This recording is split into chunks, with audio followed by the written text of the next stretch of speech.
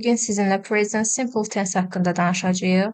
Bu zaman hansı situasiyalarda istifadə olunur, hansı vəziyyətlərdə işimizə yarayır və quruluşu necədir?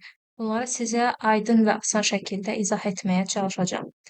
Əvvəlcə bu zamanı çalışın davam edici, yəni hal-hazırda davam edən bir hərəkət present, yəni continuousla qarışdırmayasınız. Çünki hal-hazırda etdiyiniz hərəkətlər üçün biz present simple-dan istifadə etmirik. Bəs nə vaxt biz present simple-dan istifadə edirik? Ümumiyyətlə etdiyimiz hərəkətlər. Yəni mən məsələn Azərbaycan dilində deyirəm müqayisə etmək üçün. Mən məktəbə gedirəm.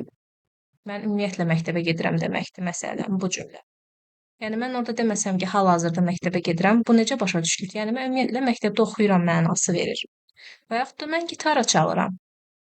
Yəni ümumiyyətlə gitara çala bilirəm. Hal-hazırda çalmasam da, ümumiyyətlə mən gitara çalıram. Bu tipli cümlələr ingilis dilində necə qurulur? Gəlin ətraflı nümunələrlə baxaq.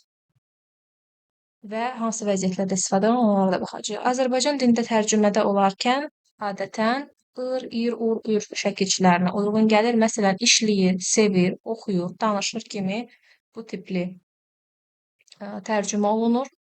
Baxaq, hansı hallarda istifadə olunduğuna. Gündəlik vərdişlər, təkrarlanan hərəkətlər üçün. Məsələn, burada verilib. I drink coffee every morning. Mən hər səhər kofe içirəm. Yəni, bunu hal-hazırda etmirəm, ümumiyyətlə edirəm. Hər səhər edirəm. Daha sonra. Ümumi həqiqətlər, yəni hamı bunu bilir. Fakt artıq, bunu heç kəs dəyişə bilməz. Məsələn, the sun rises in the east. Günəş şərqdən çıxır. Yəni, bu həmişə olan bir şeydir. Yəni, heç vaxt dəyişmir. Artıq bu təkrarlanır, bir həqiqətdir, hamı tərəfindən qəbul edilib. Yəni, bu həmişə baş verir. Hal-hazırda bu dəqiqə də baş verir. Deyəcəksiniz ki, bəs axı bu indi də baş verə bilər, ola bilər. Amma bu ondan da əlavə ümumiyyətlə baş verən hərəkətdir. Çalışın ki, bu məntiqi tutmağa çalışasınız. Bizim dildə bu iki zaman arasında heç bir fərq yoxdur. Biz ikisinə də indiki zaman deyirik, amma ingilis dilində fərq var. Və yaxud da dəyişməz vəziyyətlər və yaxud da status. İnsanın yaşadığı yer, peşəsi, uzunmüddətli vəziyyəti. Yəni, bunları əzbərləməyə məcbur deyilsiniz. Ümumi mənanı tutmağa çalışın da. Hamısı nədir? Hamısı ümumiyyətlə etdiyimiz şeylərdir. Məsələn, she lives in Baku. O Bakıda yaşayır. Yəni, ümumiyyətlə orada yaşayır.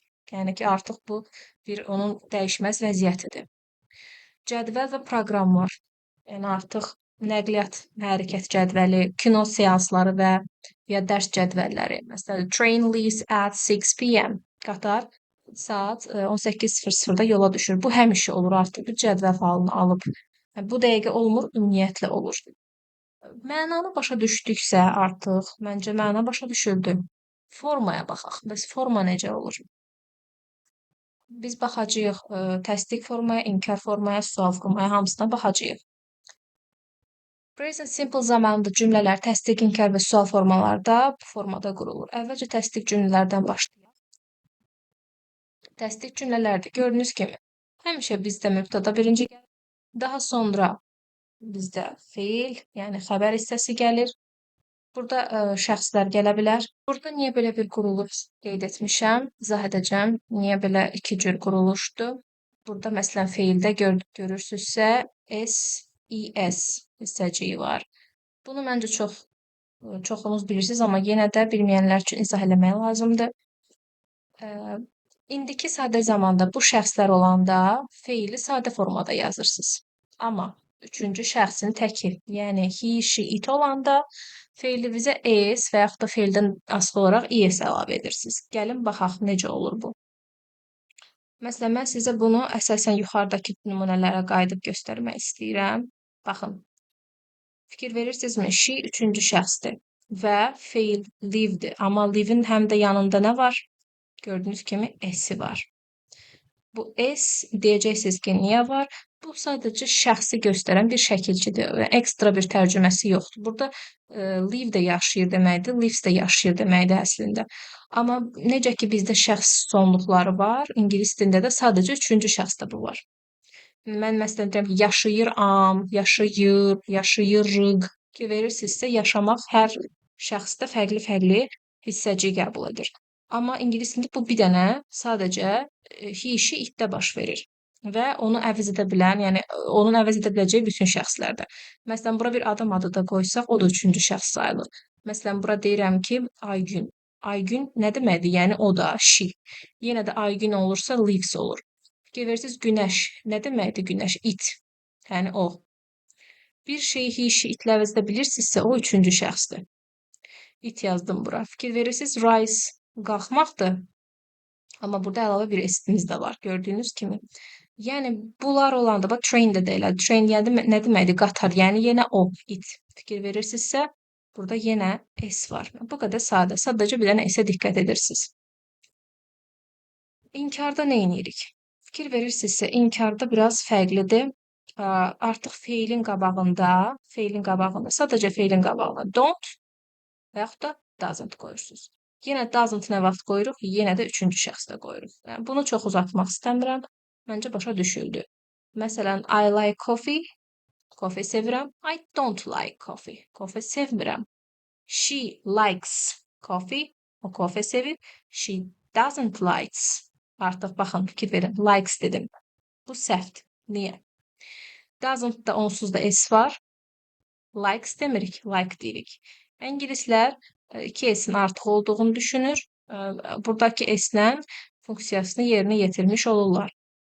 Yəni burada artıq inkar cümlədə feildəki s düşür, ehtiyac duyulmur. Gördüyünüz kimi. Baxın, burada da qeyd olunub. Bu belə. Sualda nə olur? Sualda sadəcə cümlənin ən başına, yəni cümləmiz təsdiqdə necə yazılırsa, onun ən başına yenə do, does gətirirsiniz. Artıq notu gətirməyin. Do, does gətirirsiniz. Not da gətirsəz sual olur, sadəcə inkar sual forması olur. Məsələn, bunu əvvəlcə öyrənir, sonra onu da öyrənmək çox rahatdır. Yəni, bura not da qoya bilərsiniz. O şərtlər ki, əvvəldə olsun do, does. Do, does deyirik. Nə vaxt does-ı yenə qoyuruq? Üçüncü şəxsdir. Yəni, bu mübtədamız üçüncü şəxs olsa, he, she, it və yaxud da he, she, it-i əvəz edə bilən, yəni he, she-ni əvəz edə biləcəyi hansı şəxslər olursa olsun, biz onun deməli, sualını does-la veririk. Qalan şəxslərdə do ilə veririk. Cəmlərdə və digər I, they, we kimi you-da biz do veririk. Və bu zamanlar, yəni bu zaman daha doğrusu present simple-ın xüsusi zaman zərfləri var ki, adətən biz bunlardan istifadə edirik. Hansılardır? Məntiqlə götürsək, məsələn, always, yəni biz bir hərəkəti həmişə edə bilərik, gördüyünüz kimi. Usually, adətən edə bilərik. Often, tez-tez edə bilərik. Sometimes, bəzən edə bilərik. Rarely, seldom, nadir hallarda edə bilərik və never, heç vaxt etməyə bilərik. Baxın, bu zərfləri görəndə adətən yox, yəni 100% demək olar ki, indiki sadə zamandan istifadə edirik. Burada sadəcə bu faizlər nədir? Tezlik dərəcəsi, yəni nə qədər sıxlıqla baş vermək deməkdir. Fikir verdinizsə, hərəkəti heç vaxt etməyəndə də, nadir hallarda edəndə də, bəzən edəndə də, tez-tez edəndə də, adətən və yaxud da həmişə edəndə də bu hansı zaman sayılır? İndiki sadə zaman sayılır. Mən heç vaxt kofe içmirəm. Bu indi deyil, yəni hal-hazırdakı vəziyyət deyil. Ümumiyyətlə, bu vərdişimdir mənim. Mən kofe içmirəm heç vaxt. Və bunlar adətən harda gəlir? Baxın, burada da qeyd olunub. Present simple zamanında hərəkətin nə tezliklə baş verdiyini göstərən zərflər çox mühüm rol oynayır. Bu zərflər adətən mübtədadan sonra əsasən feildən əvvəl işlənir. Feildən əvvəl işlənir. Məsələn, I never drink coffee. Gördünüz? Never dedim burada. Yəni mübtədadan sonra işlətdim.